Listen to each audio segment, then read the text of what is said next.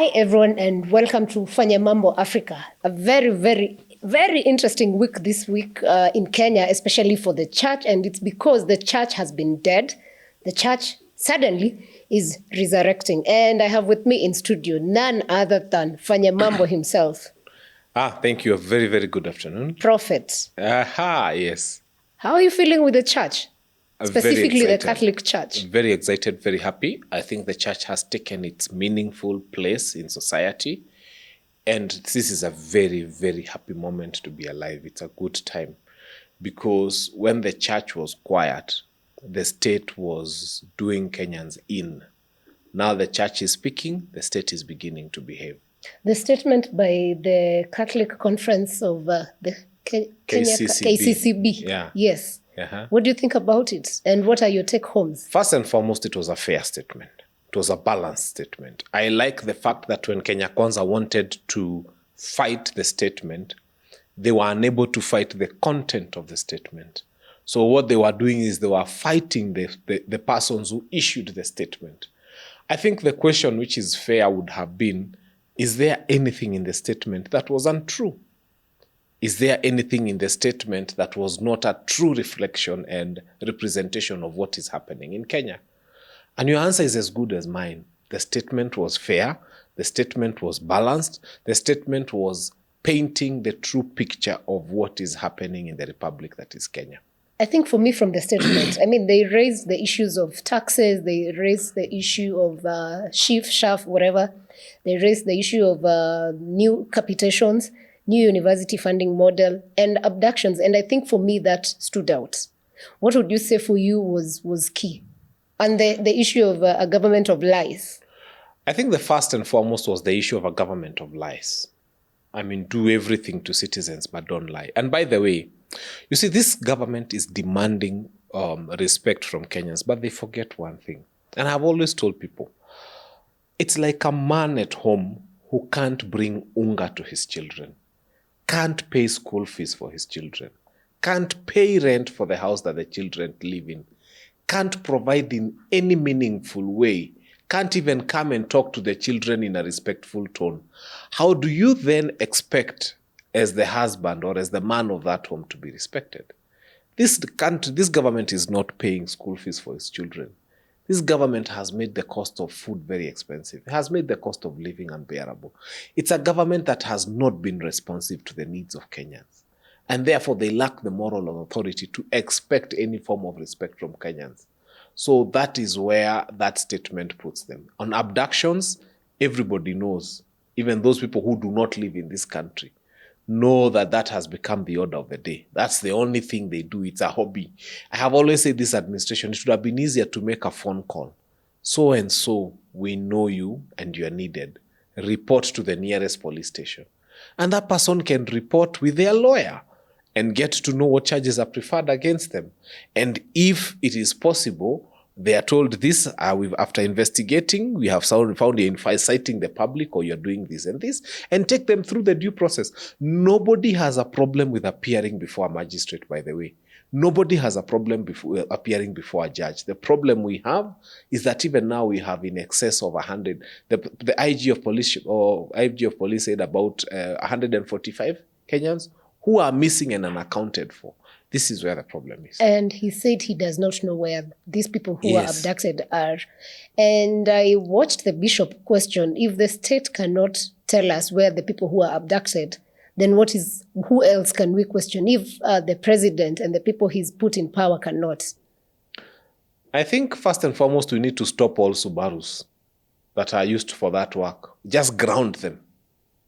What if they change the cars? We ground those cars that are used for that service because it is unnecessary. As I have said, I haven't known a Kenyan who's been told, present yourself to a police station, and they said no. If you know you have done no wrong, all they need is to tell you, present yourself to the nearest police station. You walk to the nearest one. There's always a room for you. They put you in a cell.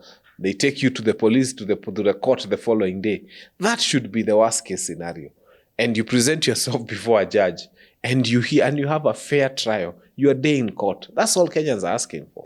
And for me also, something that disturbs me is that immediately that statement came out, because it came out on Friday, right? Yes.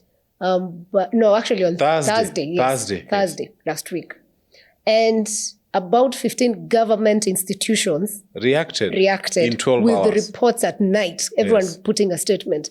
What's that like, and why? I'll tell you why. You see, first and foremost, this is the Catholic Church. This is not just any other success card. You know, there are these churches we call success card, husband and wife, so that if I'm called to be a pastor, even my wife automatically was called to be a pastor. Then we put our poster there, and if the husband dies, then the church dies, or if the wife church dies, of dad and mom. No, that kind of church is not church. I mean, we can't take that kind of church seriously. But the Catholic Church is an institution in itself. Remember, these people run more than 7,400 schools in this country. 31% of education institutions in this country are run and owned by the Catholic Church. 31% means a 31% failure on the part of government to provide education, because that is their job. The Catholic Church has about 69 hospitals. They have about 117 dispensaries.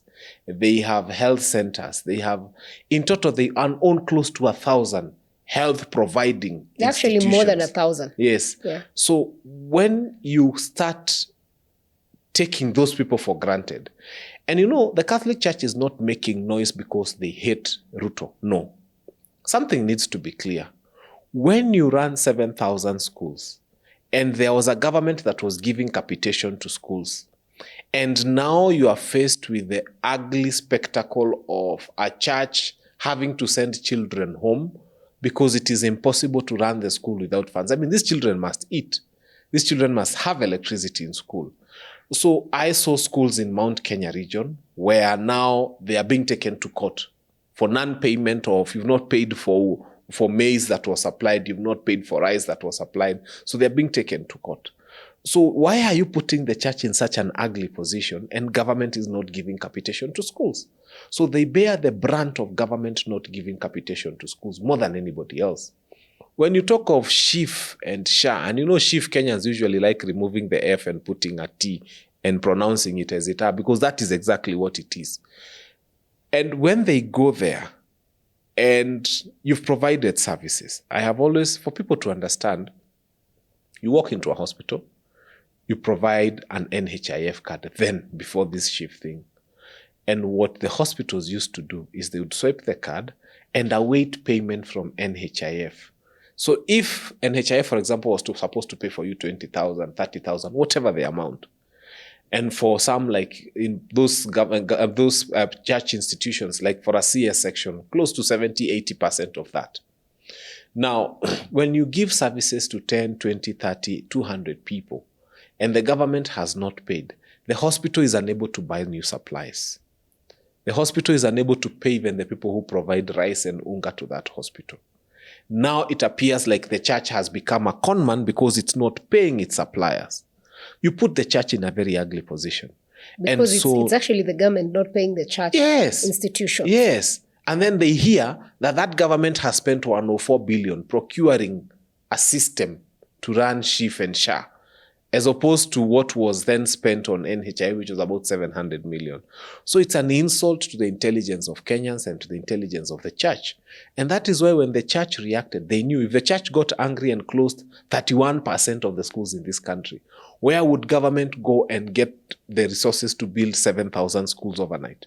I don't even they would. Even the health facilities. Because what they have already is failing. And what they have is already failing. Yeah. So that's why you see the government now looking at the Catholic Church and talking to them nicely. The other thing is, you remember that letter came on Friday? Yes, Thursday. On Thursday, sorry. On Sunday, it was read in all Catholic churches across the country. Yes. That tells translated you, in all languages. It went into every county, every sub-county, every ward. And you know, dioceses are bigger than counties. Yes, so it gets more interesting. It gets more interesting. The Jumuiyas, which are small Christian communities within the Catholic Church, were told to even go and discuss that letter in their Jumuiyas on that Sunday afternoon. Because, you know, for those who understand the Catholic Church, they have what they call small Christian communities, where the now parishioners meet and, you know, do prayers together. So this thing in one day And Catholics are said to be about 40% of the Christians that we have in Kenya. So this thing in one day got to close to 20 million people in one day. So it tells you the impact of that church. That if that church was to tell its people, let's just walk to State House, each of you carry a rosary and a candle, that would be the end of this administration. That would be such a good way of demonstrating. Carry a rosary, carry a candle. Let's see if they are going to kill us all. Maybe Bishop Anthony Muheria, Bishop Muhatia, and the team, maybe we should try that. It maybe hasn't gotten there, but it will. It might get there, actually. Yeah. And yesterday I saw the Bishop of Bungoma, I don't remember his name, saying that after this statement, they were told they are corrupt. The churches, like people in government started coming out and saying they are corrupt. Notable Gladys Boss-Sholei, who's the deputy speaker, attacked and said the church should concentrate on what they're supposed to do, which is preach, rather than crusading against the government. I have a very good response to Boss-Sholei. The church can decide to concentrate on preaching. And the first thing they'll do is close their 31% of the schools. That is what is run by the Catholic Church. And then close another thousands of dispensaries and hospitals. Then let's see if your government will run. This is a 31% failure on the part of government. And by the way, the Anglican Church has followed suit. Yeah, but before that. And they have churches, they have schools. They also have schools. And hospitals. Yes. And they have even conference facilities. Yes. If these people decide, you know what, we've been doing too much work for you as government, if churches were to shut down everything, I think government owns less than 40% of our health institutions. So the nation would crumble. Why do you think people like Gladys who are in positions of power, people like we've seen, not the best, Oscar Sudi also attacking, specifically, these ones were actually attacking Bishop Muheria, saying that he's a tribal priest, when technically he wasn't even involved in speaking during that. His was just a signature, like every other bishop. Why are they attacking this particular bishop alone? Then when yesterday the Archbishop of Nairobi issued the statement to affirm their stand, there is no attack. The script for Kenya Kwanza was very clear. One of the first things they wanted to do after the Gen Z revolution, because the Gen Z revolution shook them to the core. We are leaderless. We are tribeless. We are churchless at that point. Non-affiliated. They have to take us back to tribal cocoons for them to survive. Because their plan for 2027 was, tuko na huyu Joho atatuletea coast. Tuko na the Wetangula and whoever else atatuletea Western. So those were their calculations. So when you start speaking things like tribeless, they get confused because they only know how to handle 2027 in a tribeless nation. And for now, they have to make everything that is being said against the administration to appear like it's a Kikuyu versus the rest of the nation kind of war.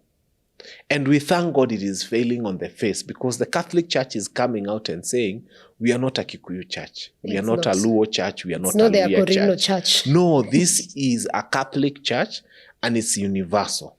And this crusade against Ruto, because now it looks like it's a crusade against the government, which we actually have no problem with it because we are tired of the government not performing.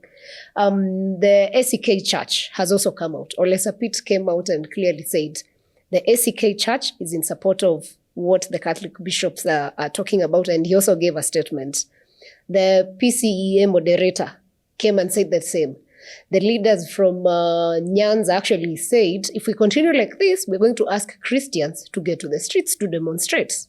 So is this crusade going to be a success? It is already a success. Before it began, it's a success. And you know it by how the political leadership is responding. They are now running helter-skelter, and the only thing they are doing is focusing on trying to pacify the church. And I think that is where they go wrong. Because their leaders who are doing their work, look at Traore in Burkina Faso, Ibrahim. In 2 years, we've had 2 years of people here complaining and saying, we are trying to figure out, 2 years is a short time. Traore is saying, I have done everything I needed to do. I want to hand back the state to these people to choose a president democratically. And they are going on the streets and demonstrating and saying, no, you are not going anywhere. Fix the country. You are staying here. Can you imagine Kenyans demonstrating and saying Ruto must stay? You At the need moment, to that's a do dream. your work. And if you do it well, Kenyans will force you to stay. Kenyans will It's not force even, you to you stay. know, it's Yeah. not even registering Now someone in my is mind. here trying to add 2 years. Instead of just being good, serve people. 2 years is a long time. We've seen what Traore has done in 2 years. So here, there's an administration that has done a lot of looting, a lot of loss of public resources. They've lost trust in Kenyans. And now they are here thinking that the church is the problem. The problem with Kenya Kwanza, they never see themselves as a problem. Everyone else accepts. Everybody else is wrong except themselves. And you remember, Kithure Kindiki, a professor of law, goes into a church and starts saying, Sasa isi harape, we are coming to ini sadaka. Have you ever heard anywhere, for anybody who's read that book, the good book called the Bible, they always say when you give with your right hand, the left hand must not know what you've given. So if that was an offering, we are going to allow from now henceforth politicians to go and give money in church, but never to announce. Never even stand in church to speak. Just go wait for the offering basket and put, and then don't announce. And put the 5 million. Yes, perhaps. and also we tell the pastors, if you announce what was given, then we come and visit you. Gen Zs have a way of visiting people. We can come and visit you. So that then they don't get away. Because what they are trying to do now is, again, as I told you, one, they want to employ the tribal card. That's why the Sudis are trying to profile bishops. That has failed. The second thing they wanted to do is, now the money that has been stolen, because this is stolen money, how do you become deputy president of a Republic of Kenya? And before you earn your first salary, which is about $1 million, you come and donate 2 million. 2 million. That's the irony.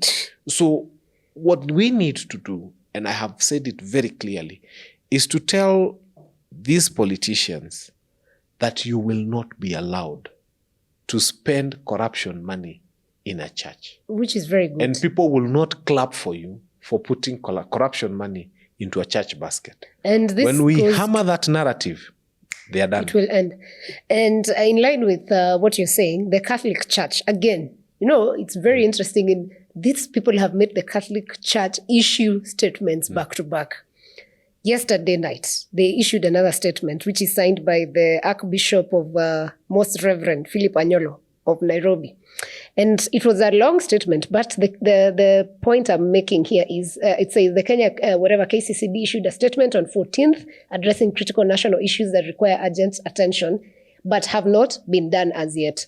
So the Catholic Church strongly discourages the use of church events such as fundraisers and gatherings for political self-promotion, which is what you're talking about. The other thing, on Sunday, President Ruto went to some Catholic church in Kayole and gave a donation of, you know the amount, right? Yes. The governor of Nairobi was also in that meeting and gave a donation.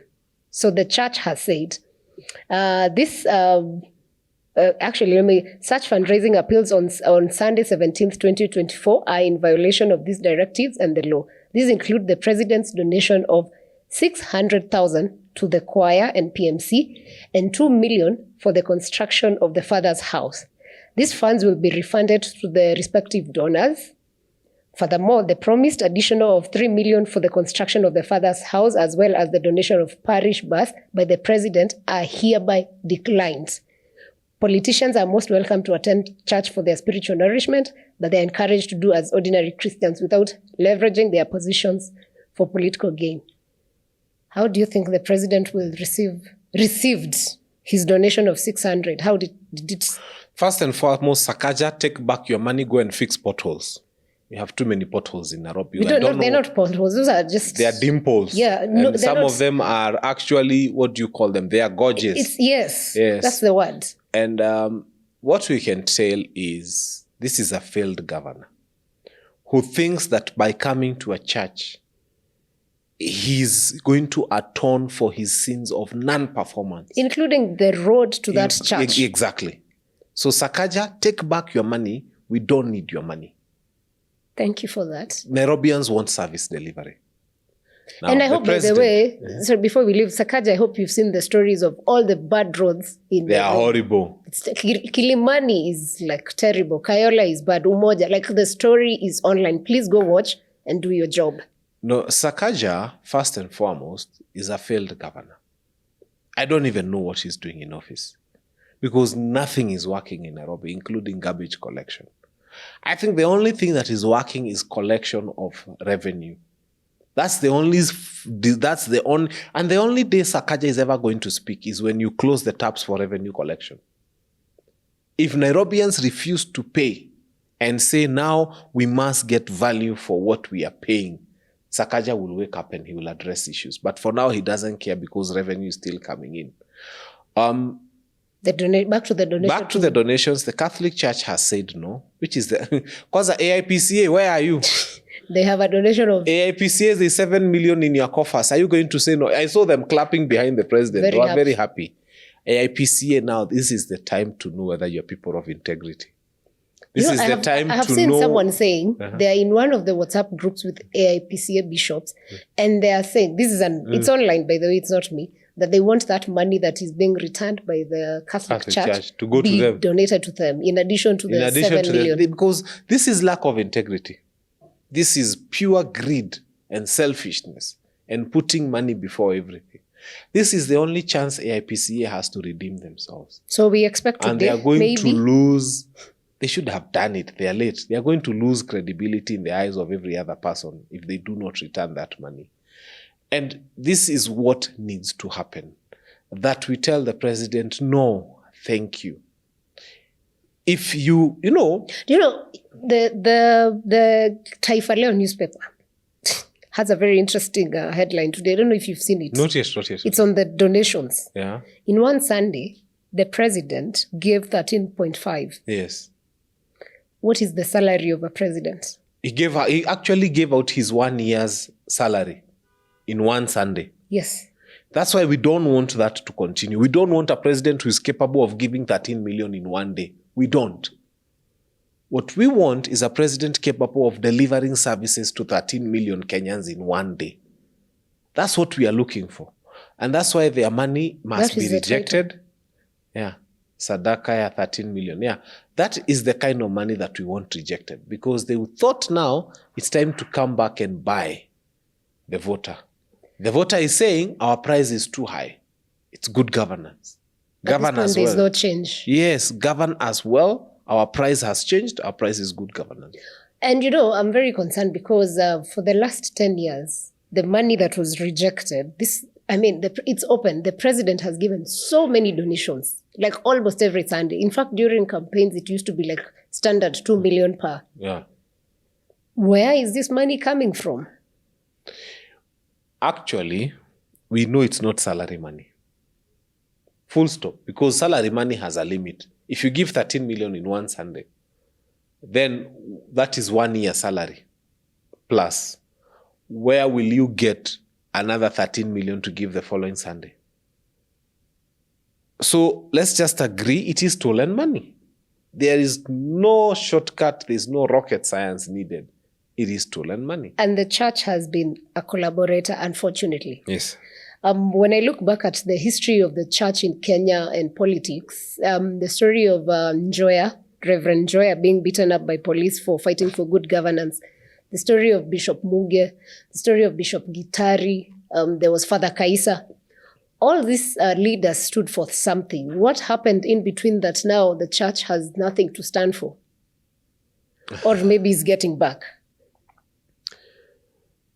First and foremost is we got a crop of church leaders who discovered that church is lucrative and went into church not because it was a calling as it's supposed to be, but because there was income there.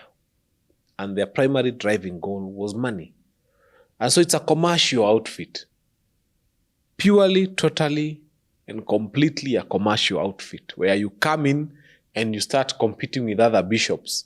Soon you have a car, then you have protocol, then you have the next new car. And it's a very lavish lifestyle at the expense of very poor people who have come to believe in that. So I think it's a high time we do what Kagame did. We regulate our churches as well. We start cleaning up and mopping up, and we are left with churches that appear serious. And because the president and most people in government today were there during that period, they were, if I could understand it, then they understand it more. Of course, he has an idea of how former President Moi dealt with the church. Do you think he's capable of taking that direction? He has permission to. You have permission to make mistakes. In fact, we prefer when he makes mistakes. But if anybody thinks that sending Sudi and Bose Sholei to the church is a good idea, then you are wrong. Because now you're agitating the other churches more. Remember, there are churches that need to redeem themselves. All of us have not forgotten what Ole Sapit was doing at Bomas of Kenya. All of us have not forgotten how he put the Anglican Church in a lot of jeopardy. And he needs to redeem himself, and he's trying to redeem his church. And very many other churches feel the same. So it will be counterproductive for them to try and fight one church, because the others who want to redeem themselves will bolt out. Not necessarily one church. I'm looking at it during the days of Dingi, Mwananzeki. The attack used to be on anyone from the church who speaks against the government. Do you think this government is in a position to get us to that? And are we as citizens ready for that sort of nonsense? In the 2010 Constitution, the only recourse left for them is the unconstitutional abduction of Kenyans. So we want to see if they are going to start abducting bishops. Because they have tried everything else in the book, and the only thing remaining is abduction. So we invite them, go ahead and abduct bishops if you think it's going to save you. It is easier for government to correct its mistakes than to fight with people. They need to sit and wait and reflect and say, wait a minute. Why am I eating 5 chicken at a go, unauma, and people are hungry?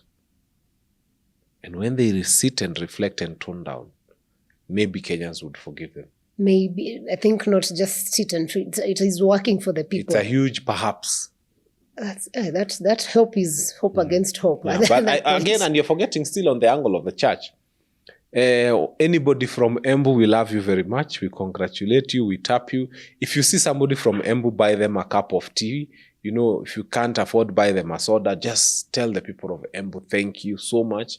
You knew the brief. You understood it well. You executed it well. And Kenyans are happy with how the people of Embu behaved, especially towards Professor Kithure Kindiki. For those who don't know, Embu, when you leave Embu, Tharaka is not very far. When you leave Embu, you just go Chogoria like this, then, you know, Tharaka is not very far. But they didn't even manage to bring those dancers who were dancing at KICC to just at least cheer their own son. Nobody was interested in Kithure Kindiki. And the message became very clear for them, because he was thinking, now we're in Embu, I'm coming to bring you your bride, then you can celebrate and say, oh, shock on him. The king of the mountain is known, and the people are happy to make known who the king of the mountain is. And he doesn't even need to prove he's king. He's not even struggling to say, I am king. He's just coming, trying to be him. Meek. People are... Embu was good. Anybody from Embu? I think we need to be coronating a bishop every weekend. In Embu particular. But that, guys, why I'm smiling is because that's my hometown, and my people never fail me. I'm proud of you people. You did well. I was worried for Bishop Muheria because he kept telling people we're in church. And people, I think we're at a point where even Christians now are bold enough to say we're in church, but we will get our message out. We're in church, but even God hates conmen. And he hates corruption. Yeah. So yeah, the message was home. So people of Embu, we appreciate you. And then they mentioned, I don't know who is this who mentioned Rigiji. Yeah. And now that was even crazier. It's the chairman of the KCCB. Yeah. And I could see the president's reaction. And he was like, now I know I made a mistake. Because it is very clear that his deputy might not... You remember there was a time when a person I don't want to mention was running mate to Musalia Mudavadi.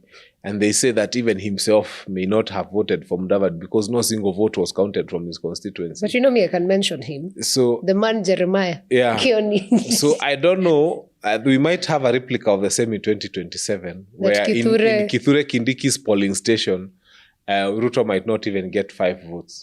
Now, since we are still talking about the crusade in church, and we saw what happened in Embu, do you think Christians are ready to, I'll not say to stone, but to walk out on politicians, like we saw with Martha Karua sometimes when she walked out of the president? Do you think Christians are at a point where if, let's say, whoever comes in church and decides to take to the podium, guys would be angry enough to walk away. I don't think. You saw that after the king of the mountain read his speech, another person followed, and that when that other person followed, they started walking away.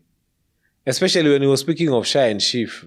I mean, you could see Kenyans were just walking away. I think it was milking time for them, or something more important needed to happen than to listen to someone who will just tell you things that will not be fulfilled. So Kenyans walked out on him when he was giving his speech. And in fact, they then immediately, actually the reason they did not go too far is because they were waiting for Uhuru. And then when he was leaving, they all thanked him and were telling you, told us, we are sorry, Uhuru, we love you. And they told him all sorts of things. And he was magnanimous. I like the way he took it in with a lot of humility. He didn't want to, because it would have cost a star, you know. But at least he was wise to say that you need to respect Kenyans, so Kenyans can respect you. Yes. And basically all he said is deliver for the people. He was attacking while defending. Yeah, that's a wise man. Yeah, also, he was in church. Yeah. So from the look of things, the church, the Catholic Church in particular in countries like Congo, in 2017, Congo has been at war for quite a long time. And in DRC, there were issues of human rights that were not being looked at nicely. They wanted to have elections, but the government that was did not want. And the Catholic Church tried to mediate, the bishops. And then when it got to a point where they felt the people in power were not willing, they decided to pull out of the mediation talks and called people for demonstrations. Is that something that our Catholic bishops can do here? Not just Catholic. First, the Presbyterian Church has even gone ahead. In fact, there's one in Nakuru. Yeah, who has offered to lead the demonstrations, and he said he's going to be at the forefront. The more this administration continues to insult Kenyans, the more act they become, and the more they offer themselves, and the more they are ready to lose even their own lives for the sake of the others. Why are they not learning from countries like Congo on the power of the church? You see, they have. The fact that government is reacting means that the government is aware. But even then they were still aware. That their guns and tear gas and bullets cannot outsmart the church.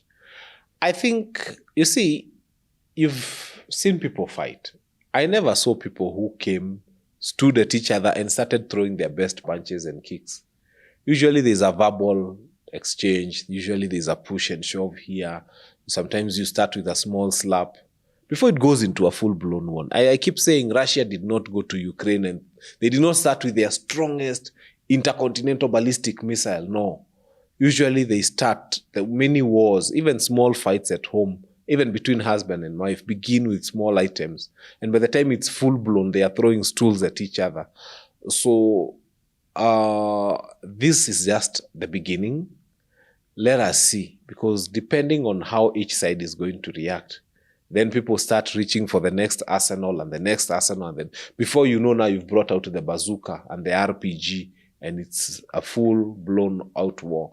But I have never seen a war where people went and started with their biggest and best weapon. Even the Second World War, after the Americans made the atomic bomb, they didn't drop it immediately. There's still time to try and see what you can do. But now when push comes to shove, that's where many people now go for the strongest of the weapons and they use it. So let's see how things unfold. So I'm hoping they can learn something from how Congo went, or countries like those. And Benihin was in Kenya earlier this year, and the government was big on his coming. They even put resources to it. Why is it that they were so blinded to listen to Benihin, but then when our local pastors, bishops speak? Actually, it was at a cost to us as a state. I remember the First Lady saying she's going there to bring that fella who I have zero regard for. Even if you keep saying to say, we have seen this is not a true servant of God, if that's how they're supposed to be. I think it's just based on the incipience of the leaders, because when you wake up and think that just because someone has a different color skin, then they are more superior to the bishops and the people within your own country, then you're all wrong. You're all wrong. And Benihin came and went, and people now see him for whom exactly he is.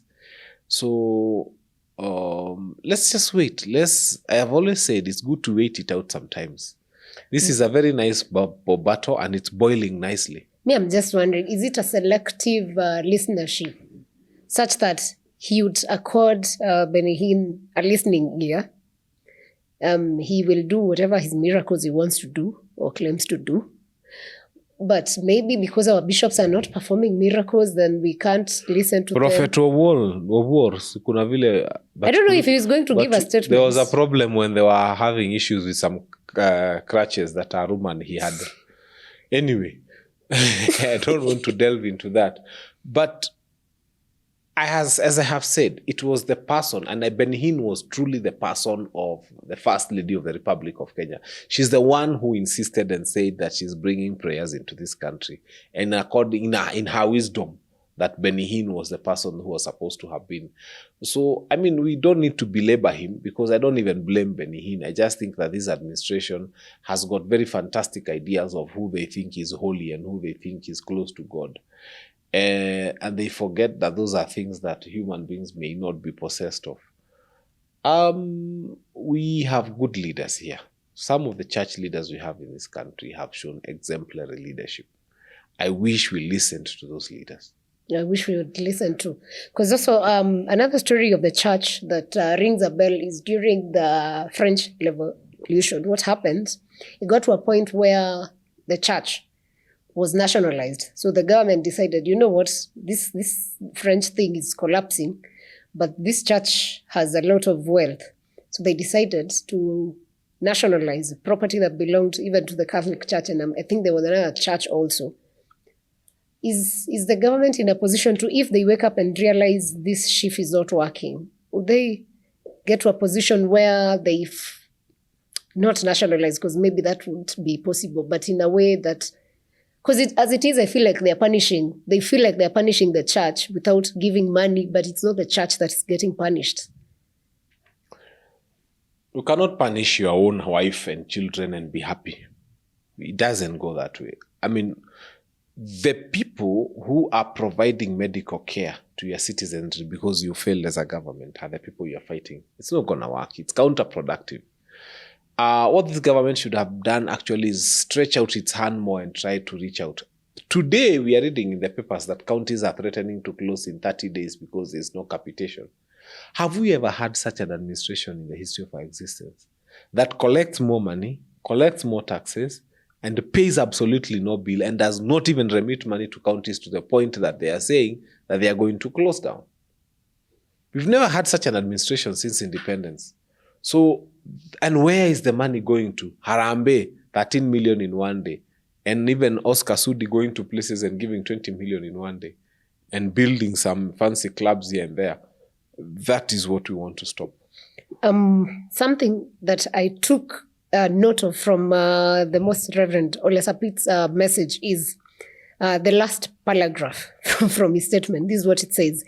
In the circumstances, we should not simply fold our hands and pray for miracles. That's number one. We do not also condemn the government or even criticize for the sake of it. We nevertheless demand transparency, greater accountability, time-bound plans, and urgent interventions in such services as especially medical care, which cannot wait. It is time the government realized that too much talk, open-ended promises of we will do, and the ancient wisdom still holds that when the rulers are good, the people are happy. When the rulers are evil, the people complain. And he puts the Proverbs 29 too. Open talk and too much promises. Let me tell you something. I saw some people clapping to the president and I thought something is wrong with their heads. For those who listened to the president's speech, and I invite you to go and listen, he said they are going to put up a nursery school, a primary school, a TVET, and a stadium hapo.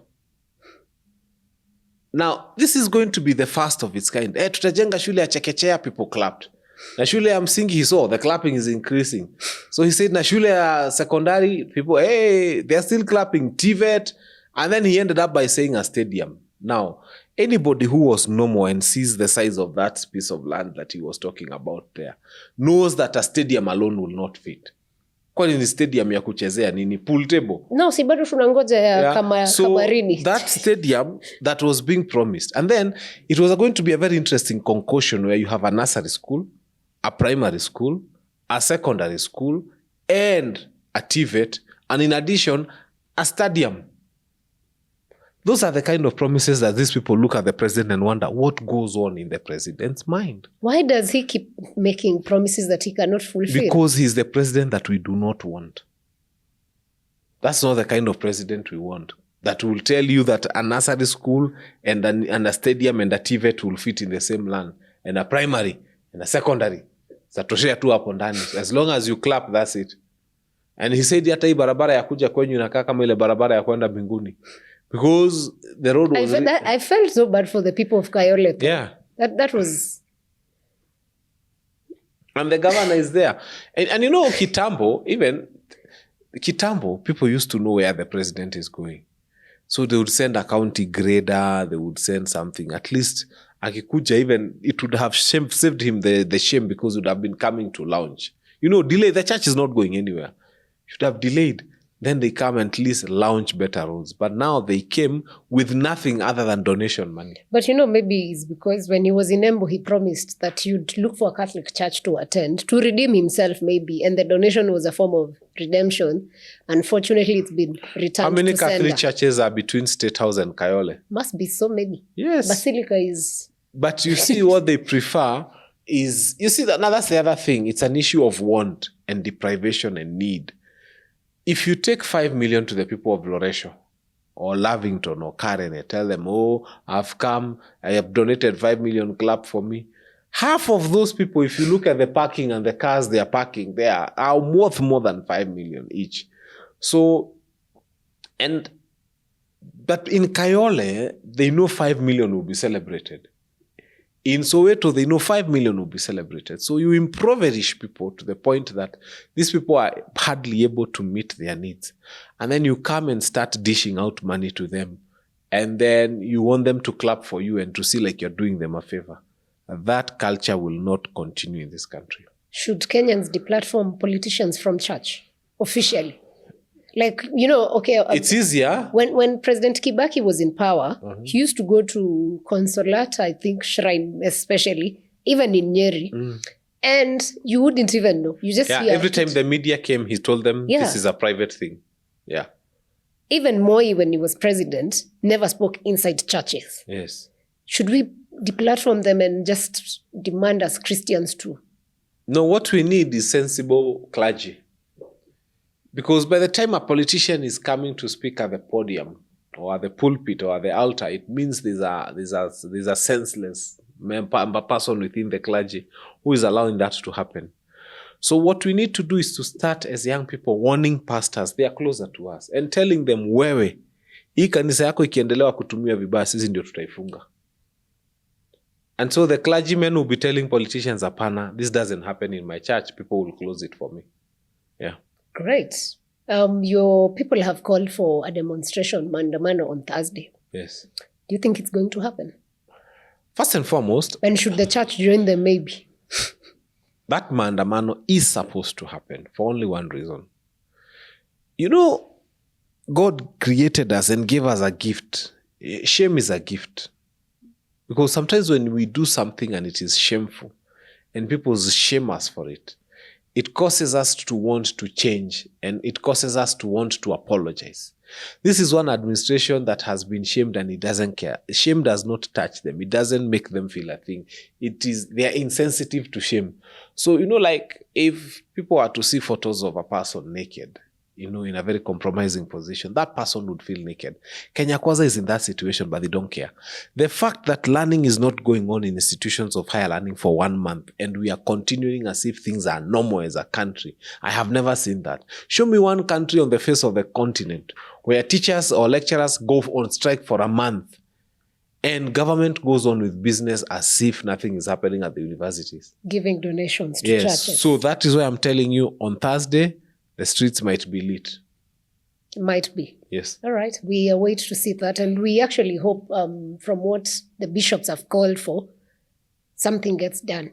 Your final message to the church and the country. The church may have come into this thing late, but they are never too late, because it's their time to also, it's like a relay, I have said. You run 100 meters, you pass the baton, you run. We are now at a point where now we are telling the church, also take leadership for some time and push it to mahali mtafikisha. Mahali mtasimama mkikwama na sisi tutakuja tuchukue, and we continue. It's a relay until we get rid of this bad governance. And on the part of AIPCA and anybody else who's received money and not returned, this is a high time to redeem yourself and to return that money. Muache tamaa, muache ulafi. Money, God is the one who gives. Sinyi ndio mnahubiria watu mnaambia God will give you money. Now you don't believe in the money that can come from God. You have to retain the one that's coming from a politician. Shame on you if you don't return that money. But if you return it, then you're on the side of Kenyans, and Kenyans will celebrate you. And I worry deeply for you, because if you don't, Gen Zs are already threatening to come and visit. Yeah. All right. Thank you so much. AIPCA, again, we are watching you. Our eyes are on you. Kirinyaga in particular, that's where the money was given. Please do that. Members of that church who can call for change, please do like the people of Embu. You're actually neighbors with Kirinyaga. Learn from the best. To us all, I hope we can always stand on ground, as the Catholic Church has given leadership for this country. Let's push for that. At the end of the day, when Kenya functions, it's good for everyone. It's not just for the Catholic Church members or for Ole Sapit because he's called out. It is for us all. And we pay taxes so that we can get a better life and things and services running, yeah? So thanks for watching. We'll catch you on the next episodes.